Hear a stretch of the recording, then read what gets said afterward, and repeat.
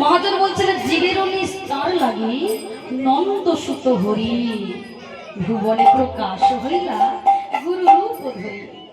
মহিমায় গুরু কৃষ্ণ তোরা এক করে জানো, গুরু আজ্ঞা হৃদে সব সত্য করি মানো।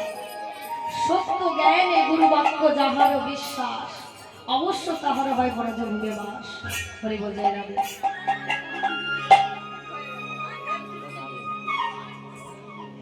যার প্রতি শ্রী গুরু হয় করসন্ন, কোন বিঘ্নে হয় নাই সেই অবসন্ন।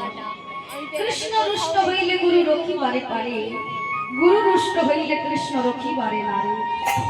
গুরু হন মাতা পিতা, গুরু হন পতি, গুরু বিনা এই সংসারে নাহি অন্য কোন গতি।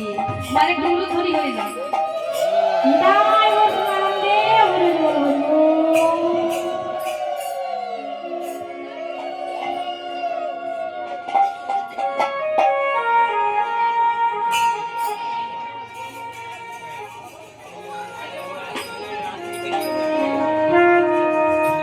দেখো বাবা, যিনি গোবিন্দের জন্য মালাটি তৈরি করেছেন, এই মালার মধ্যে কতটা ভক্তি ফুটে উঠেছে।